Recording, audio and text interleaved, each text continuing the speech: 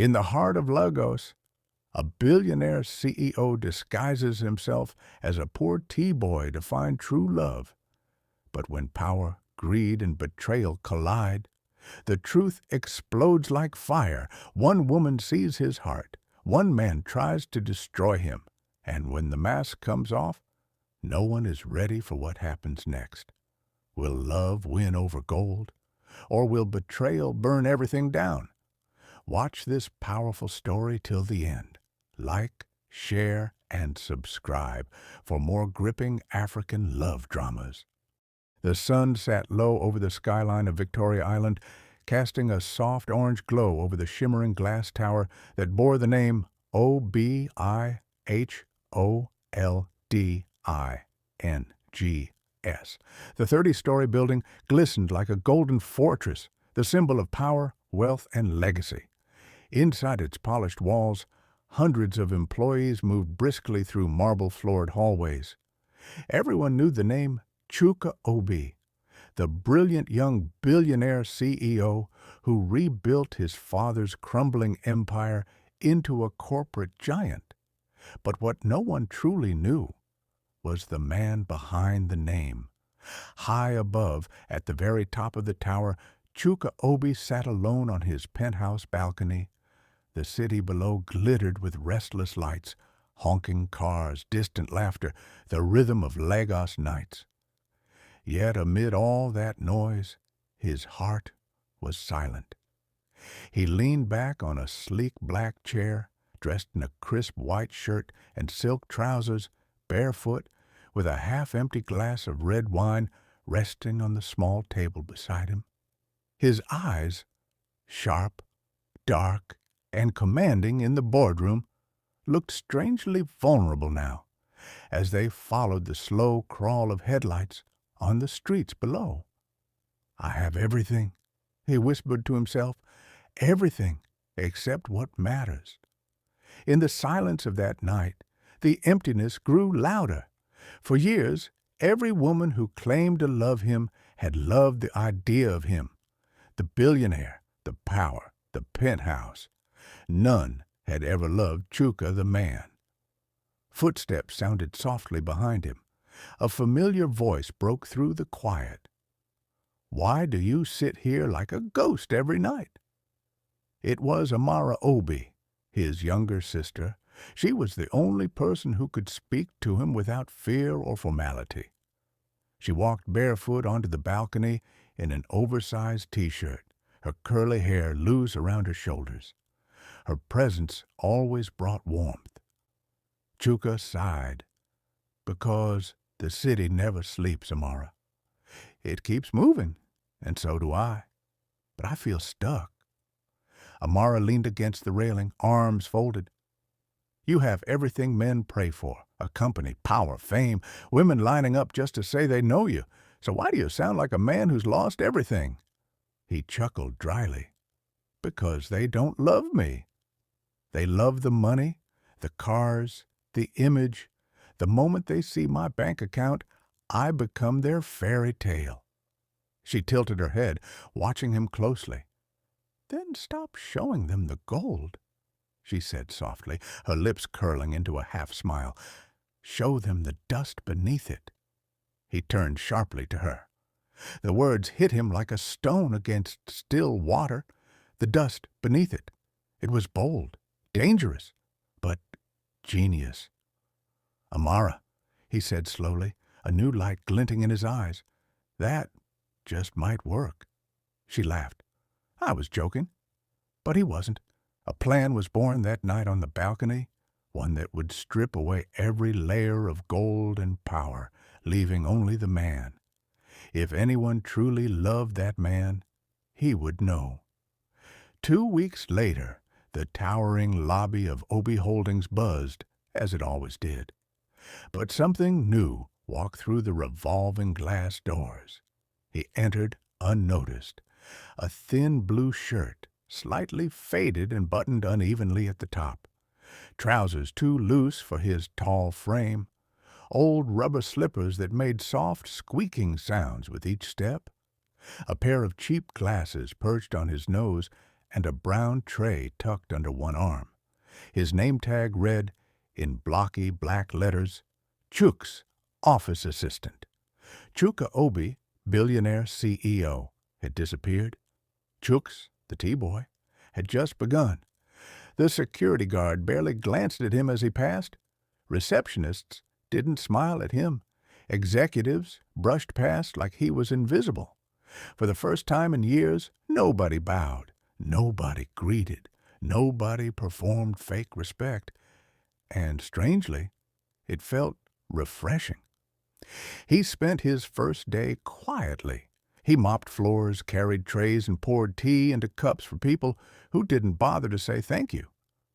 They walked past him as though he were a shadow in their grand palace. By noon, sweat darkened his shirt, and his palms smelled faintly of detergent. This was the dust beneath the gold Amara had spoken about. So this is how they treat the unseen, he thought, his chest tightening. He watched from the corners, the gossip in the break rooms, the arrogance of those who strutted across the hallway, the careless way some threw cups into the trash without looking at him. And then he saw her, Ngozi Chime. She walked into the lobby with a slim brown folder pressed to her chest, her natural braids tied up neatly into a bun. Her dark skin glowed against the cream walls, and her plain white blouse with a fitted black skirt gave her a clean, elegant grace. She wasn't the flashiest woman in the building, but her quiet confidence stood out like a lantern in a storm. Chuka noticed the way she greeted the janitors with small nods, the way she smiled at the receptionist, the way she picked up a paper someone else dropped. It wasn't showy. It was effortless, genuine. But she didn't notice him. Not yet. The second day of his disguise, during the lunch break, Chuka sat alone behind the cafeteria, a tray of cheap rice in front of him. Around him, clusters of employees laughed and shared food, but no one invited the tea boy to their tables. He was invisible. He kept his head down. He had to stay in character. Then a soft voice interrupted his thoughts. "Why are you sitting here alone?" He looked up. Ngozi stood before him, holding her plate with one hand. Her face glistened slightly with the warmth of the afternoon sun that filtered through the cafeteria windows. A little dimple appeared on her left cheek when she spoke. Chuka hesitated. Just eating." She looked around. Nobody should eat alone. Without asking, she sat down beside him, her folder tucked neatly on the chair's edge. His heart skipped. She pulled her plate closer and smiled. "I'm Ngozi, secretary to Mr. Tega, the manager on the 12th floor. You must be new." "Yeah," he said, adjusting his glasses nervously. "Chucks. T-boy. Chucks," she repeated softly, like she was trying the name out on her tongue. "Welcome. I know how people here can be.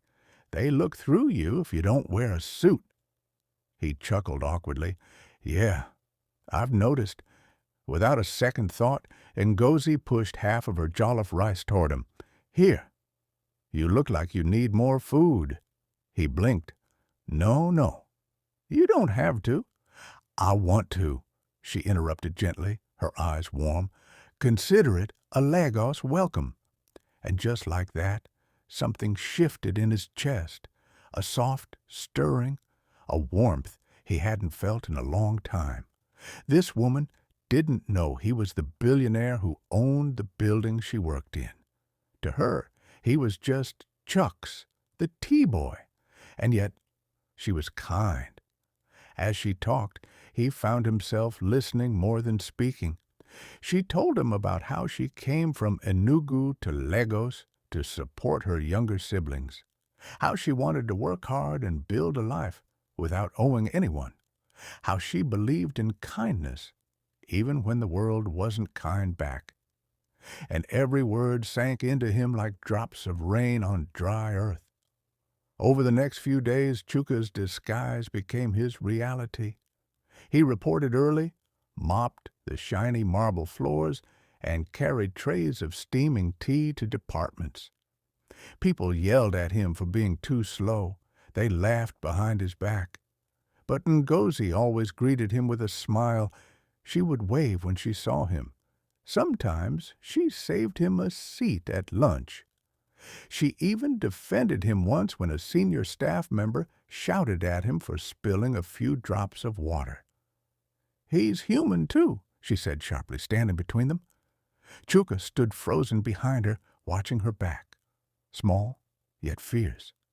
In that moment, he realized her kindness wasn't selective. It was who she was.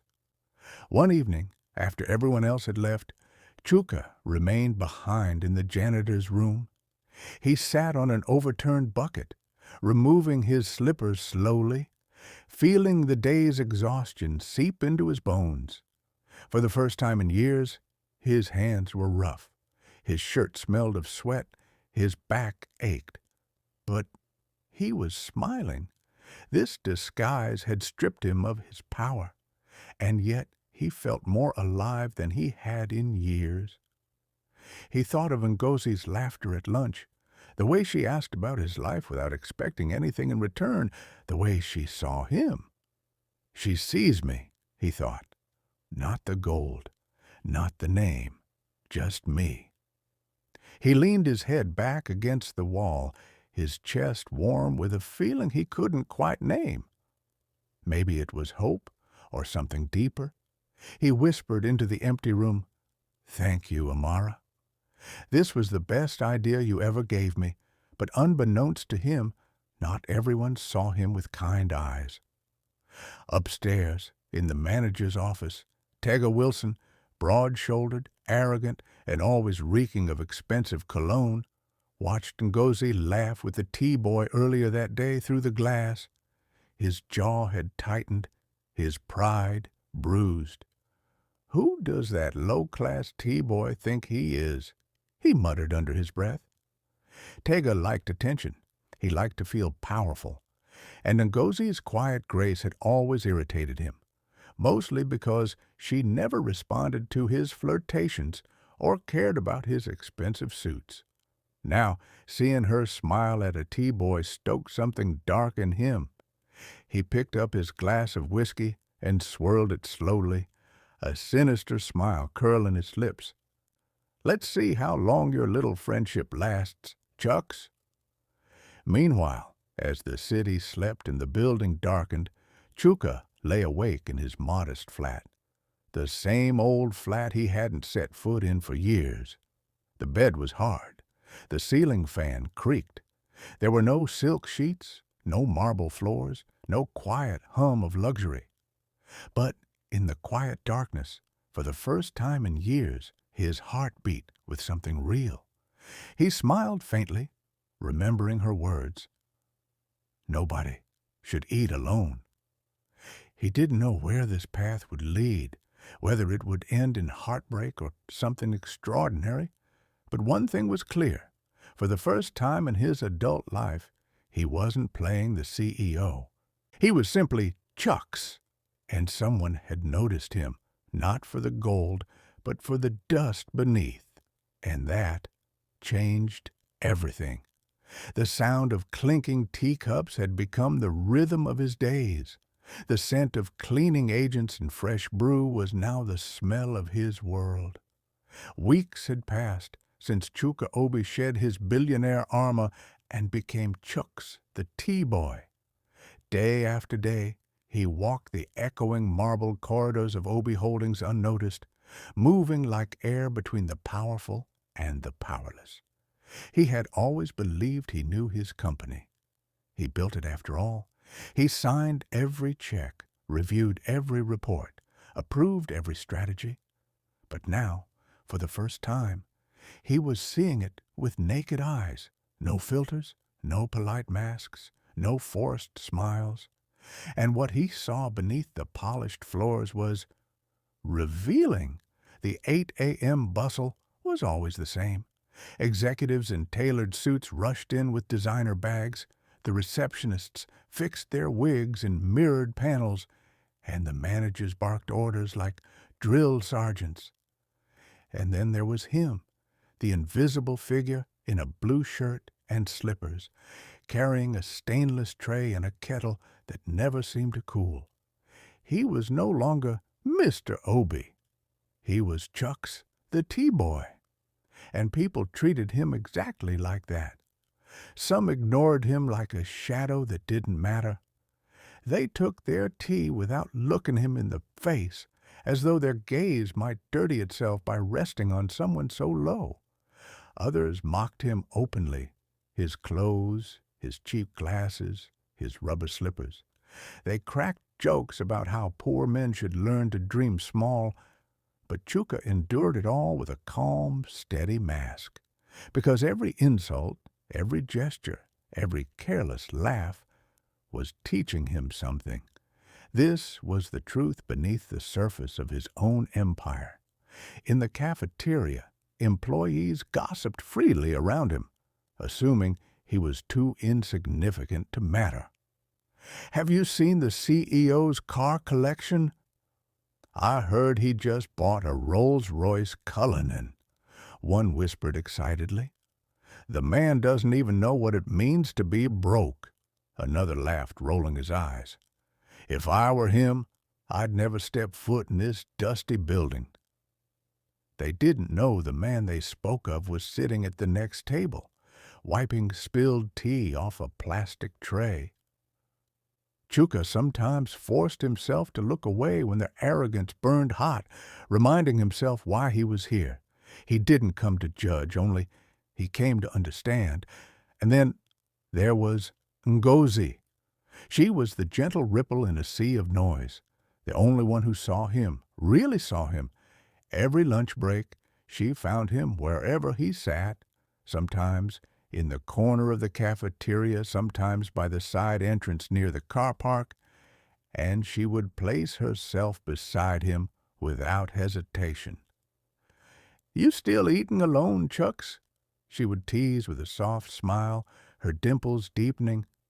"You know me," he would reply, trying not to stare too long at her glowing dark skin, the small gold earrings she wore every day, or the kindness that lived permanently in her voice. She always shared her food, especially when he pretended to have forgotten his lunch at home. "Eat," she'd say. "You look like someone the city is bullying." And then she'd laugh, a laugh that could light up the dullest hallway. But beyond the laughter, their conversations grew deeper. She would ask questions no one had ever asked him when they knew him as the CEO. "What do you want from life, Chucks?" she once asked, poking at her rice with a fork. "What do I want?" he repeated slowly. "Yeah. Not what you think you should want, what your heart wants." He'd stared at her for a moment, caught off guard. No woman had ever asked him that before, not without knowing the weight of his bank account. He finally answered quietly, "Peace. Someone who sees me." She smiled at that. That's not so hard to find. But in his chest, he knew how wrong she was. To a billionaire, true love was like rain in the desert, while Ngozi's kindness wrapped around his heart like warm light. Another presence lurked in the shadows, bitter and watchful. Tega Wilson. Tega, the manager on the 12th floor, never hid his contempt. Every day, he found new ways to make Chucks feel small. "You're just a tea boy. Know your place," he barked one morning, slamming his porcelain cup onto Chuka's tray so hard it rattled. Chuka's fingers tightened around the tray, but his face remained neutral. He could crush Tega's career with one phone call. But that wasn't why he was here. He forced a small bow. "Yes, sir." Tega smirked, chest puffed with borrowed power. "Good boy." These moments burned him inside. He wasn't used to swallowing insults. In the boardroom, His voice made men tremble. But here, as a T-boy, he learned what it meant to be voiceless. And watching Tega flex his shallow power told him everything he needed to know about the man. Late one afternoon, the sun hung low and hot, and most employees had retreated to the cool comfort of the cafeteria. Chuka slipped outside to the small flower garden at the back of the building, a place few visited except for cleaners. He sat on a low concrete edge, wiping sweat from his forehead.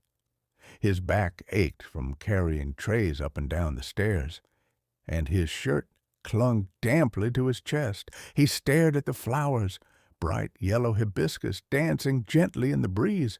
For once it was quiet. Footsteps crunched on the gravel behind him. He didn't turn. He already knew that soft rhythm. "Chucks!" Ngozi's voice called. She walked toward him, carrying her lunch flask and a bottle of water. She sat beside him without invitation, as if she belonged there. She noticed the sweat dripping down his temples, the exhaustion he tried to hide behind his silence. Without saying a word, she opened the bottle of water and handed it to him. "Here, drink." He hesitated. "Ngozi, I'm fine." She gave him a look that left no room for argument. "Drink." He laughed softly and accepted. The cold water slid down his throat, washing away the heat, but it was her gesture that cooled something far deeper. She looked at him, her brows furrowed slightly. "You work too hard." "It's part of the job," he said with a shrug. She shook her head. "You may not have money, Chucks, but you have a kind heart, and that's worth more than gold." The words fell on him like gentle rain. For a second, everything blurred. The noise, the office politics, the weight of his disguise, worth more than gold. Nobody had ever said those words to him, not when he was the CEO, not when he sat on billions. He stared at her, and for the first time in a long time, a wall inside him cracked. "Thank you," he whispered. She smiled faintly, resting her chin on her knees. "You don't have to thank me. Kindness is free," but to him it felt priceless. From that day, Chuka found himself looking forward to their conversations more than anything else. He caught himself smiling when she waved at him across the hallway, lingering a little too long when she laughed. He had faced senators, businessmen, and billion-dollar deals, but this woman's genuine soul was disarming him in ways nothing ever had. And he wasn't the only one who noticed. Tega Wilson had sharp eyes.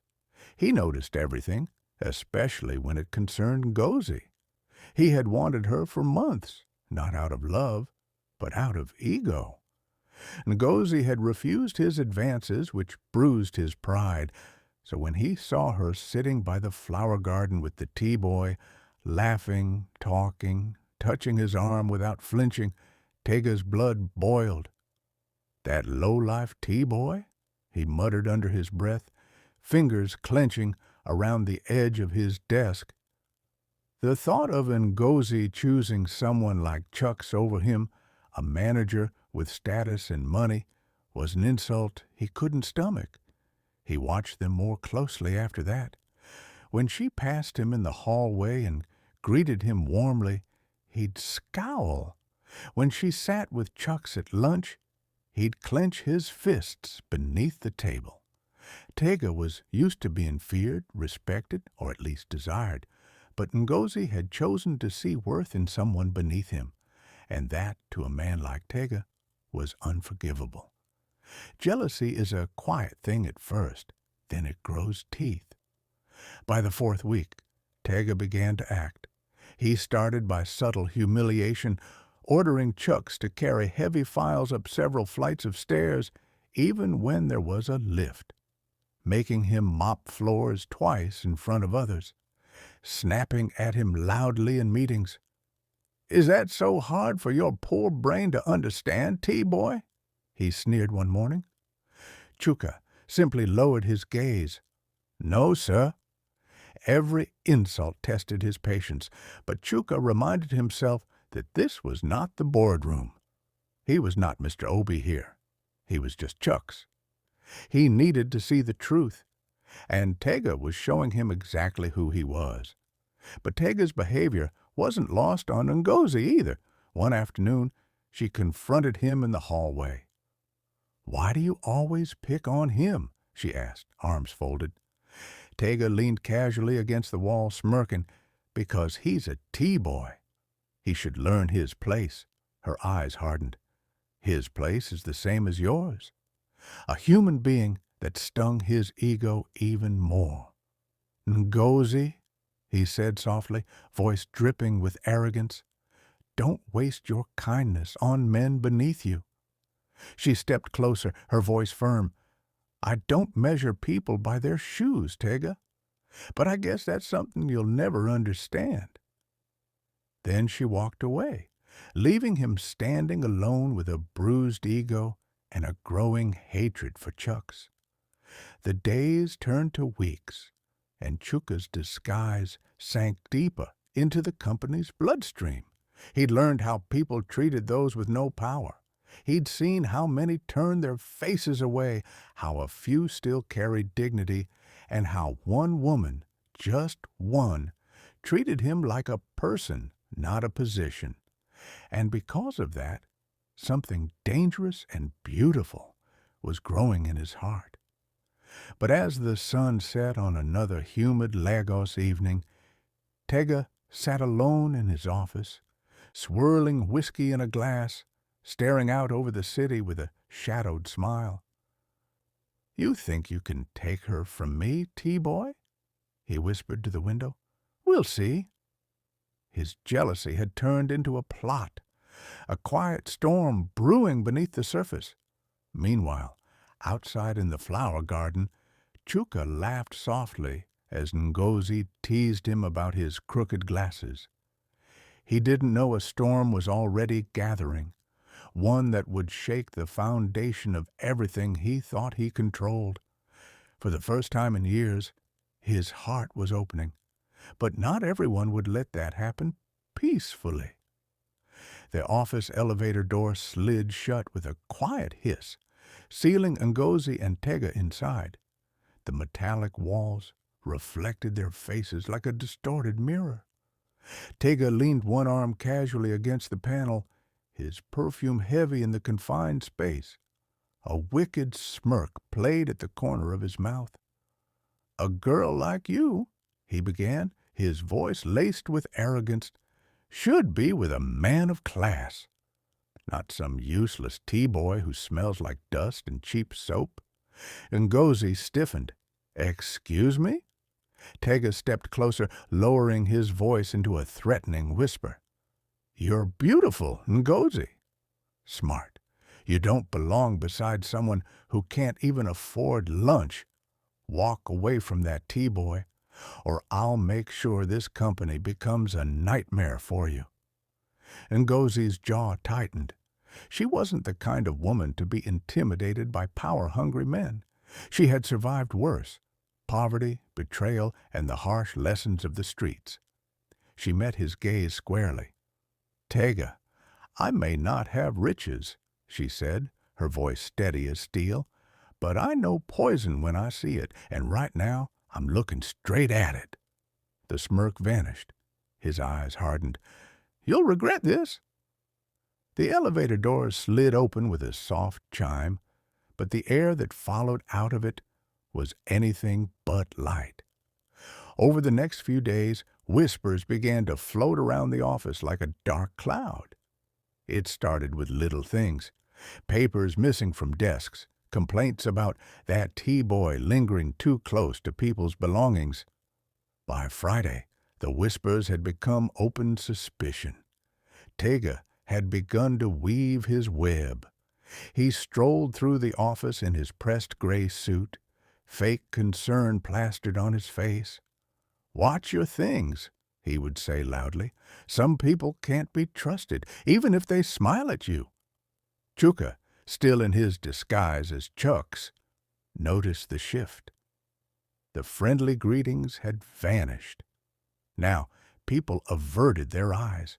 Some even pulled their bags closer when he walked by. His heart clenched, not because of the insult, but because he saw how easily people's kindness could turn to cruelty when money or status was involved. Ngozi, however, remained a steady light.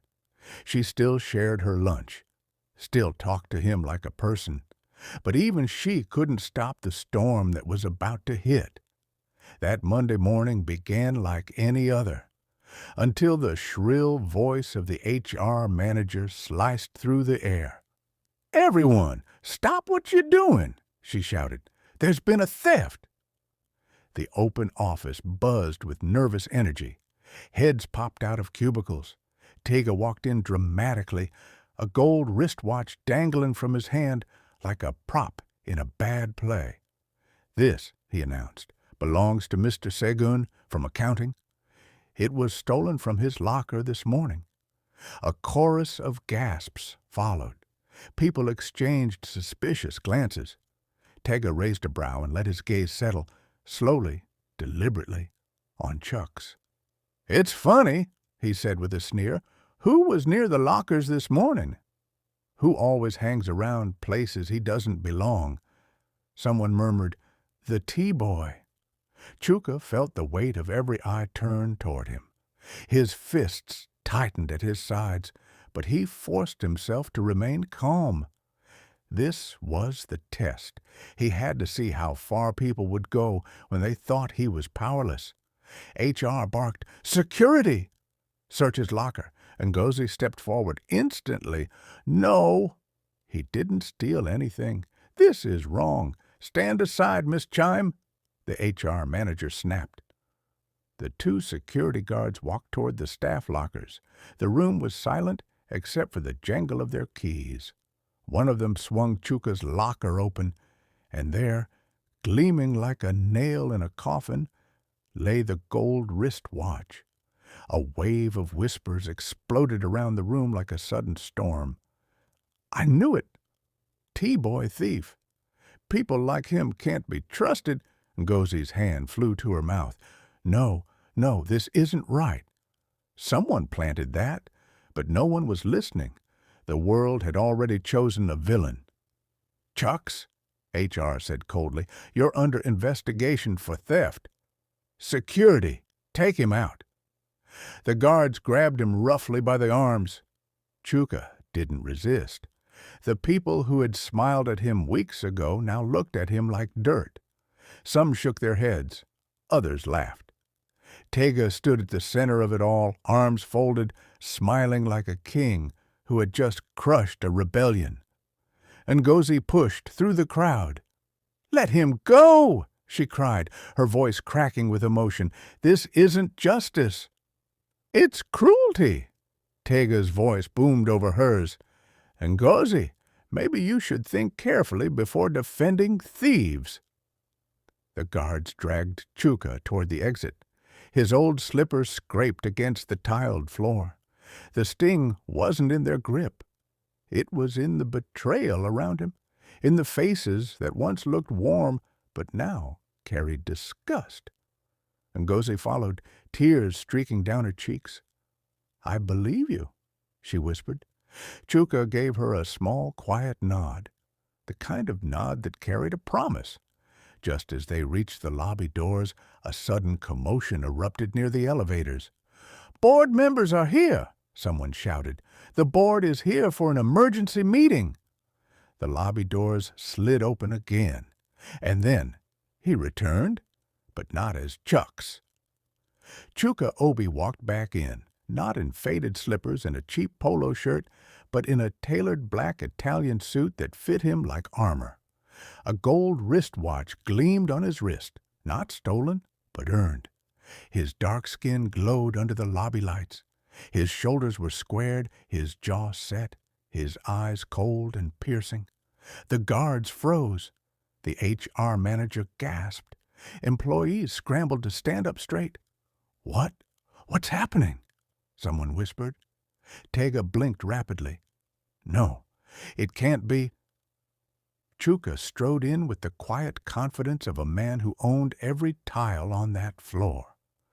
Two board members followed behind him, their presence amplifying his authority. He stopped right in the center of the lobby. Then slowly, deliberately, he removed the fake glasses from his pocket and held them up. "Ladies and gentlemen," his voice cut through the air like a blade, "the T-boy you humiliated is your CEO." The silence was thunderous. People gasped. Some stumbled backward. Others simply froze, their mouths open. Tega's face drained of color.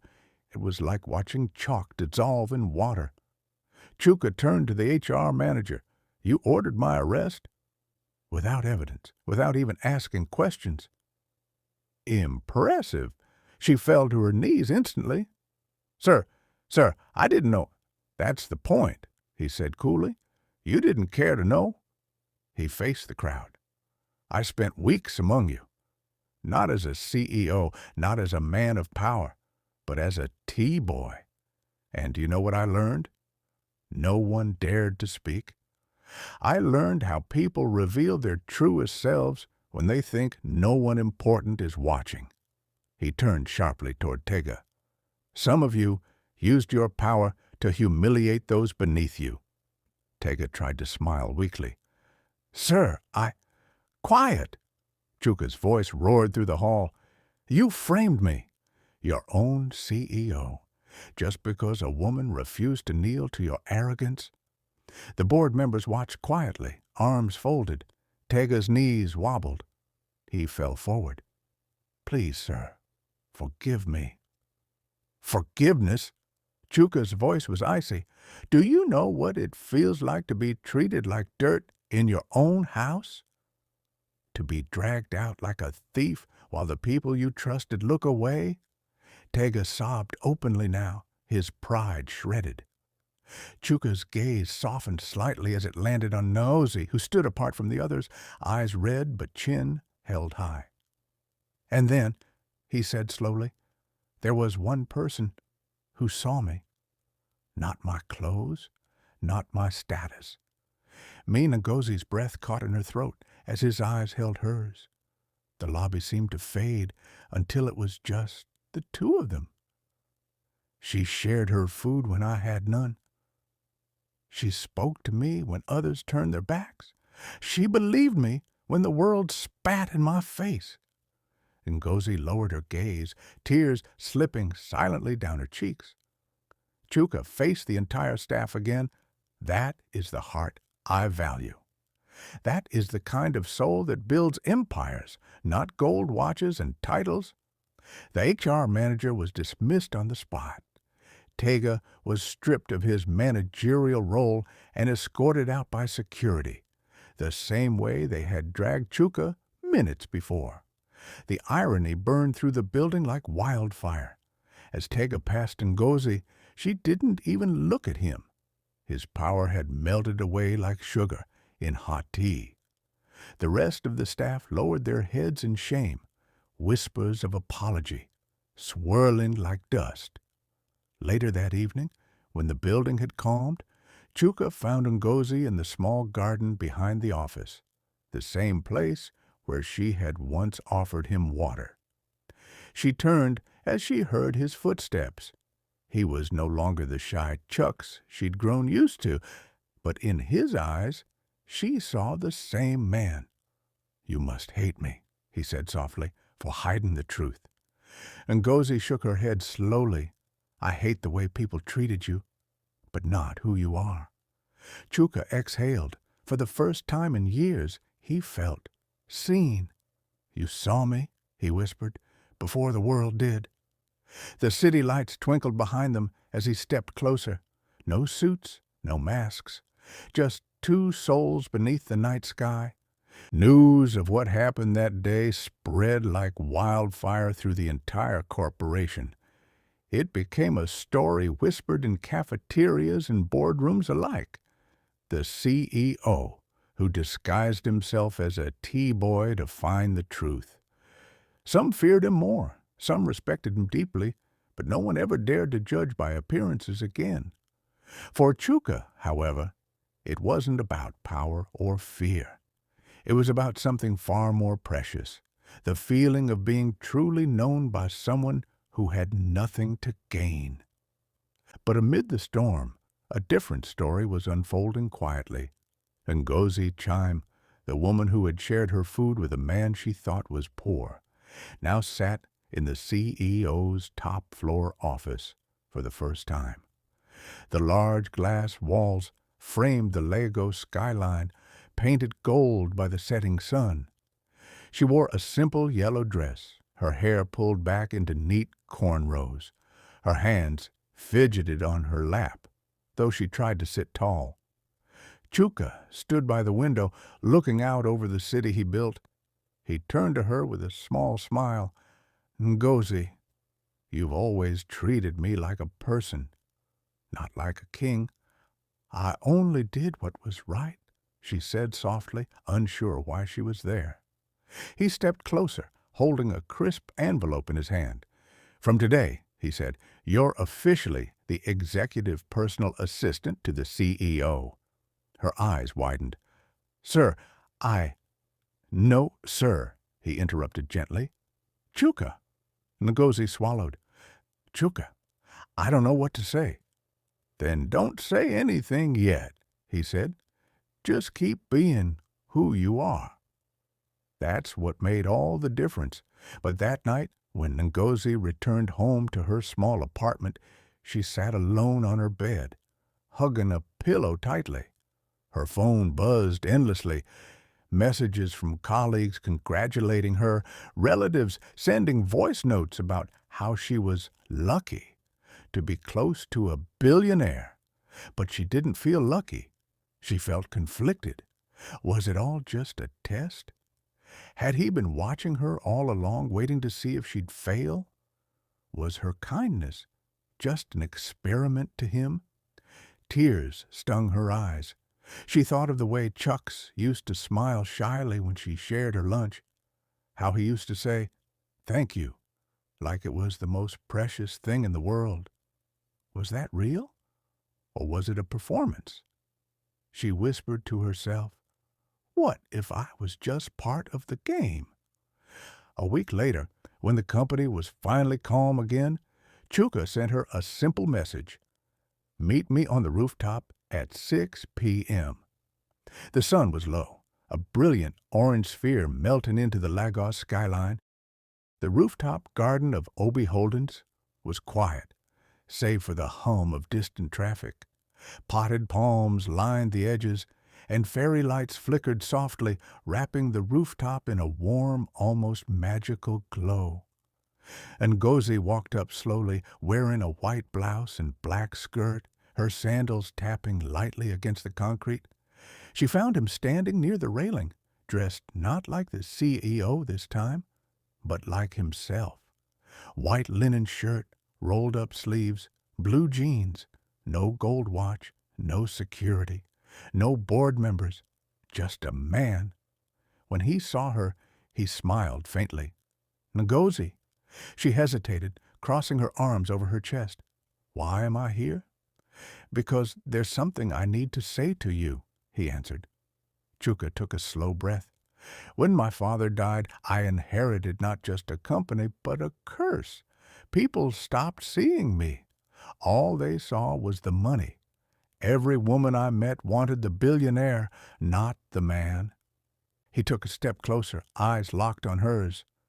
"So I decided to disappear, to wear dust instead of gold, to be invisible. And you chose me to test," Ngozi said, her voice trembling between anger and hurt. "To see if I'd treat you well." "No." His answer was quiet but firm. "I didn't choose you. I didn't even know you'd be there.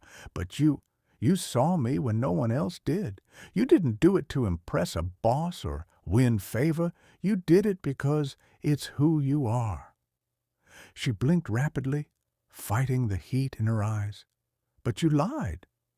"I did," he admitted, "and I'm sorry. It wasn't fair.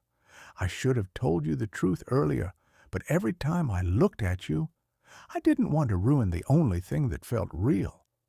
Ngozi stared at him. "And what did you find, Chuka?" He took another step closer until their hands nearly touched. His voice softened. "I found home." The world seemed to still in that moment. The city roared below them, but up here there was only silence and the beating of two hearts. Ngozi exhaled slowly, a tear sliding down her cheek. "You made me question everything," she whispered. "My kindness, my worth, whether I mattered at all. You matter more than you know," he said, reaching for her hands gently. "Ngozi, I don't want a woman who loves my empire. I want a woman who sees me, who can eat bread and sardine with me in a corner and still smile like it's a feast." Her breath hitched. The rooftop lights painted his face in soft gold, and for the first time she didn't see a CEO. She saw Chucks, the man with the shy smile who sat beside her during lunch breaks.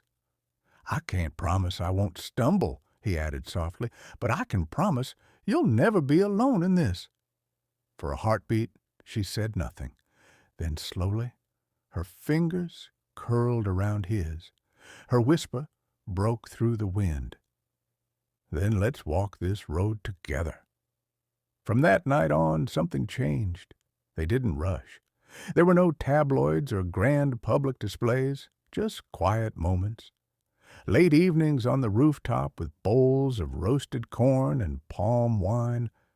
Mornings when she brought him tea, not because she had to, but because she wanted to. And when he called her Ngozi, not Miss Chime, not my assistant, her heart always skipped a beat. Employees began to notice, of course. Whispers fluttered through the building like excited birds. The CEO and the T-Boy's friend. Some envied her, others respected her, but no one could deny the story unfolding before their eyes. It became a legend in the company corridors, the billionaire who disguised himself to find real love. But Chuka didn't stop there. The experience had changed him too. He launched a new company policy, anonymous service rotations. Every month, one top executive would work a day in disguise in a lower department, as cleaners, receptionists, or tea staff, to understand the ground they walked on, to learn humility. "You can't lead people," he told the board, "if you don't know the weight they carry." The company culture shifted like the tides. Arrogance thinned out. Kindness began to grow in unexpected places. Months later, a soft, warm breeze swept through Lagos on a quiet Saturday morning. The private garden of a coastal resort bloomed with white hibiscus and golden marigolds. Guests whispered as music played softly in the background. Chuka stood at the altar in regal but peaceful. Ngozi walked down the aisle in a flowing white gown with kente details at the edges. There was no royal fanfare, no celebrity parade, just family, close friends, and employees who now held their heads a little higher. As they exchanged vows, she whispered, "I still can't believe the T-Boy was my husband all along." He grinned. "Correction." The former T-Boy laughter bubbled between them, the kind that came from a place deeper than joy, a place called trust. Their story didn't stay hidden. In a city where rumors spread faster than Harmattan wind, people whispered about it at bus stops, markets, and dinner tables. "Did you hear about the billionaire who pretended to be poor? The secretary who loved him before the gold? That's real love, oh." But for Chuka and Ngozi, it wasn't about the whispers. It was about the quiet mornings in their home, the laughter shared over amala and soup, and the way they still sat on the floor sometimes, like those lunch breaks in the office garden. One day, an intern at Obi Holdings asked Ngozi during a mentorship program, "Ma, What does true love really mean? She paused, smiling gently. True love, she said, isn't about gold or status. It's about the heart that stays when everything else fades, the heart that sees you even when the world looks away. The room fell silent. Even Chuka, standing at the back, couldn't help but smile. The once invisible T-boy had become a legend. The woman who offered him her lunch had become his queen, and the company that once bowed only to gold had learned to bow to humanity. Above the skyline of Lagos, as another sunset burned across the horizon, Chuka reached for Ngozi's hand, the same way he had that night on the rooftop, and whispered, "Thank you for seeing me." She smiled softly. "Thank you for letting me." And so their love wasn't written in gold. It was written in dust, faith, and truth.